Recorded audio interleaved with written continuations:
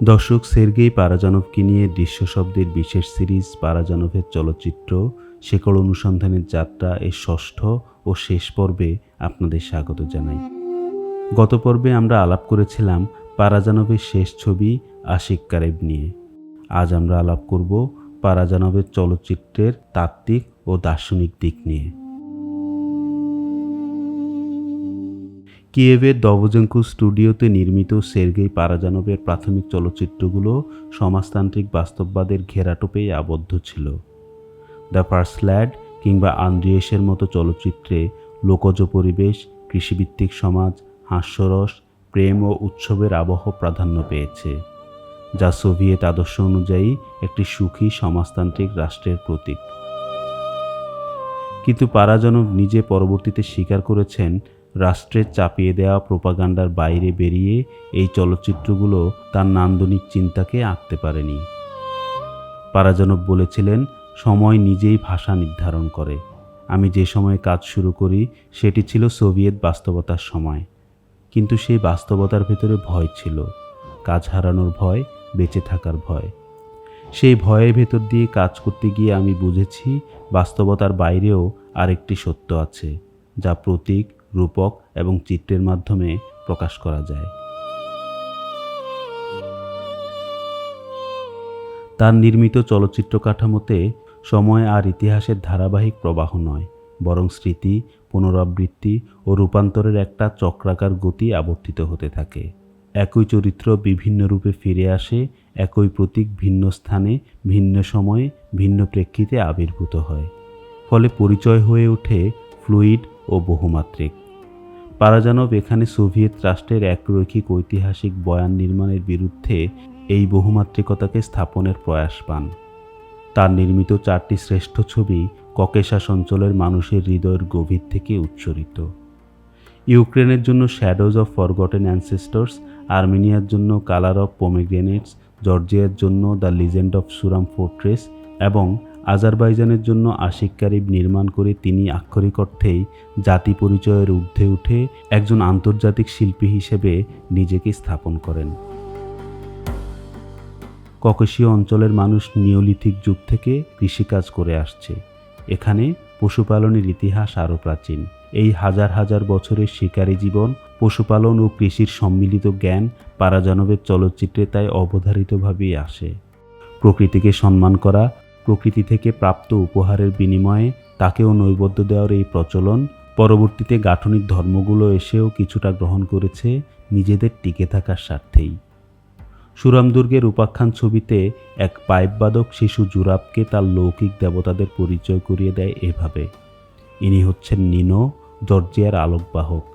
ইনি জর্জিয়াকে খ্রিস্টানিটির সাথে পরিচয় করিয়ে দিয়েছিলেন। এই নারীর চুলের গোছা দিয়ে বাঁধা দ্রাক্ষালতার পুষ্টি দেখতে পাচ্ছ? এ হচ্ছে আলোকমুখী তামার। দেবতারা তাকে অন্ধকার কারাগারে বন্দী করে রেখেছিল, কিন্তু একসময় অন্ধকার কেটে কারাগারের দরজা খুলে গেল এবং দেবী তামার আকাশে শুকতারা হয়ে আবার উদ্ভাসিত হতে লাগলেন। এ হচ্ছে পার্নাভাস। ইনি আমাদের বর্ণমালা তৈরি করেছেন, পবিত্র কুমারী, যিনি আমাদের সূর্যকে আবৃত করে আছেন। তিনিই এই পবিত্র কাজে তাকে উৎসাহ দিয়েছিলেন। আর ইনি হচ্ছেন আমিরান, গ্রিকরা যাকে প্রমিথিউস বলে ডাকে। তিনি দেবতাদের কাছ থেকে আগুন চুরি করে দান করেছিলেন মানুষকে। এর শাস্তিস্বরূপ তাকে পাথুরে পাহাড়ে শেকল দিয়ে বেঁধে রাখা হয়েছিল। সে থেকে তিনি শাস্তি পেয়ে যাচ্ছেন। যেদিন আমিরান তার শেকড় ছিঁড়ে ফেলবেন, সেদিন জর্জিয়াও মুক্ত হবে। এই যে আমিরান বা প্রমিথিউসের মুক্তির সাথে জর্জিয়াও মুক্ত হবে, এই অমোঘ ঘোষণা প্রবলভাবে রাজনৈতিক। বাঁশিওয়ালা শিশু জুরাবকে জানাচ্ছেন মুক্তির দিন ঘনিয়ে আসছে। প্রমিথিউসের মতো কারো একজনের মাধ্যমেই জর্জিয়ার মুক্তি আসবে। এই পাথুরে পাহাড়ে শেকলে বন্দী আমিরানের মধ্যে কি কারামুক্ত পারাজানভ নিজেকেই দেখেছেন? তিনিই কি জর্জিয়ানদের সেই মুক্তির দূত? সুরাম দুর্গের উপাখ্যান ছবির একটি দৃশ্যে গল্পের কথক বলছেন, আমাকে শূন্যে ডালিম ছুটতে বাধ্য করা হয়েছিল এবং তারা সেটা তলোয়ার দিয়ে ফালি ফালি করে ফেলেছিল। ডালিমের রং ছিটে এসে আমার চোখে জ্বালা ধরাচ্ছিল, তবুও আমি শুনতে পাচ্ছিলাম তলোয়ারে বিক্ষত হওয়া ডালিমের শব্দ। ধারণা করা যায় পারাজানভের আগের ছবি ডালিমের রং তার অসম্মতিতে যেভাবে ছাঁটাই করেছিল সোভিয়েত কর্তৃপক্ষ, সেটাকেই প্রতীকী রূপ দিয়েছেন তিনি। ডালিমের রং ছবিটির শিল্প নির্দেশক ছিলেন স্টেফান আন্দ্রানিকেন।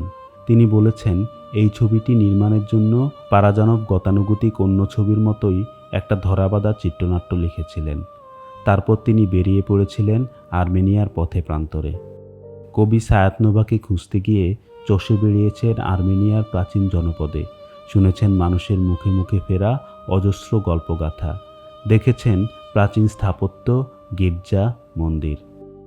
সেসব দেখে শুনে এক সুন্দর সকালে পারাজানভ সিদ্ধান্ত নিলেন তিনি ছবিটি বানাবেন বটে, তবে সেটা মোটেই চিত্রনাট্যকে অনুসরণ করে নয়।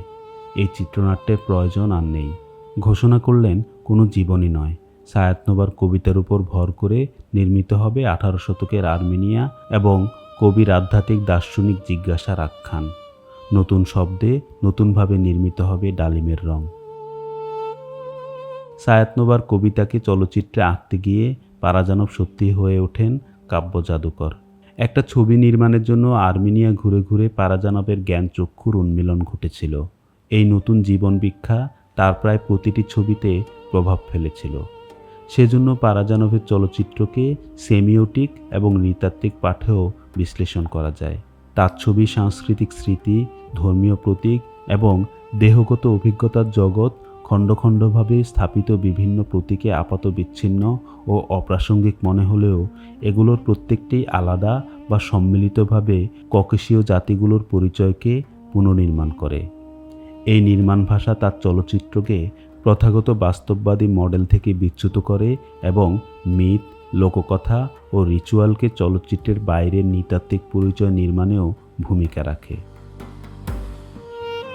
তাই পারাজানভের ছবিতে ধর্মীয় আচার, শ্রম, দেহ, কামনা ও আত্মত্যাগ শুধু রাজনৈতিক মতাদর্শই নয়, মানুষের পরিচয় নির্মাণের ধারাবাহিকতার অভিজ্ঞতাও দেয় দর্শককে। পরিচয় নির্মাণের উদাহরণ দেখা যায় আশিককারীর ছবিতেও। আজারবাইজানের মানুষ মুসলিম ধর্মের অনুসারী হলেও নিজেদের প্রাচীন রিচুয়ালকে ত্যাগ না করে বর্তমানে প্রচলিত ধর্মের সাথে পাশাপাশি পালন করেছে। ছবিতে আশিক তার গুরু বৃদ্ধ চারণ কবির দেহ সমাধিস্থ করার সময় স্থানীয় বিশ্বাস মতো বিভিন্ন পুতুল দিয়ে দেয় এবং কবরের পাশে বসে শোকসঙ্গীত পরিবেশন করে। তারপর একসময় কবর ফুঁড়ে একটি সফেদ পায়রা বেরিয়ে এসে উড়ে যায়। বোঝা যায় মৃত কবির দেহ থেকে রূহ বা আত্মা পাড়ি জমিয়েছে অসীম শূন্যে। পারাজানভ সচেতনভাবে ছবিতে মুসলিম আজারবাইজানিদের নিজস্ব স্বতন্ত্র ধর্মীয় পরিচয়কে তাদের প্রাত্যহিক কর্মকাণ্ডের মধ্য দিয়ে নির্মাণ করেছেন। তবে তার ছবির মধ্যে ধর্মীয় সাংস্কৃতিক বিষয়বস্তু ইস্টার্ন অর্থোডক্স ও ইসলাম এমনভাবে মিশ্রিত হয়েছে যার সাথে বার্গম্যান বা ফেলেনি সুলভ কার্নিভালের কিছুটা সাদৃশ্য খুঁজে পাওয়া যায়, যদিও সেটা দুঃসম্পর্কিত।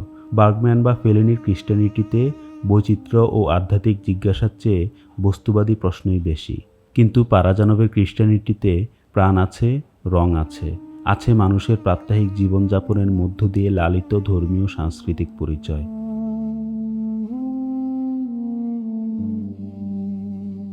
পারাজানভ চিত্রকলা থেকে প্রবলভাবে অনুপ্রাণিত হয়েছিলেন।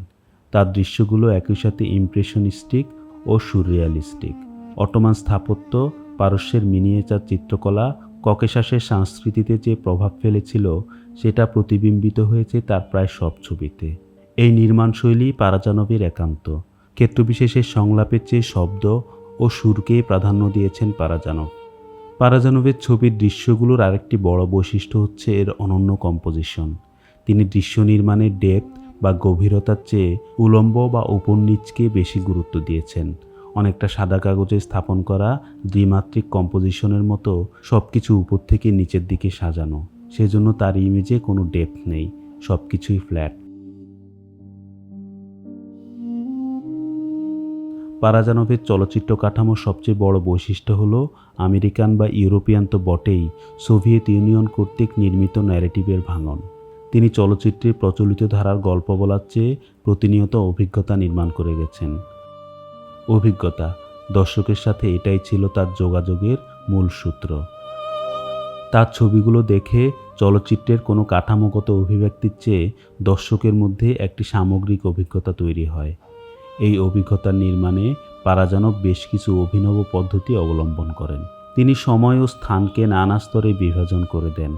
সেখানে অতীত ও বর্তমান একে অপরের ভেতরে প্রবেশ করে, পাশাপাশি চলে, আবার কখনো একে অন্যকে অতিক্রম করে যায়। একই কথা বলা যায় তার ছবির স্থান ও পাত্রের ক্ষেত্রেও। তার চরিত্রগুলো কখনোই কোনো একটি সংকল্পে স্থির থাকে না, বারবার নিজেদের অবস্থান বদলায়, চিন্তা বদলায়, লক্ষ্য বদলায়। আসলে ছবিতে পারাজানভ তার চরিত্রদের স্থানকালের প্রবাহে ভাসিয়ে দেন। নিয়তি যেন তাদের মূল নিয়ন্তা, তারা নিমিত্ত মাত্র। ছবি ভর করে সময় ও স্থানের উপর। মানুষ, প্রকৃতি ও লোকাচার স্থানকালের ক্যানভাসে এক একটি মোজাইক খণ্ডের মতো জ্বলজ্বল করে। সমগ্র চলচ্চিত্রের ইতিহাসে এমন অসামান্য অভিজ্ঞতা নির্মাণ করতে পেরেছেন গুটি কয়েক নির্মাতা। সের্গেই পারাজানভ নিঃসন্দেহে তাদের একজন।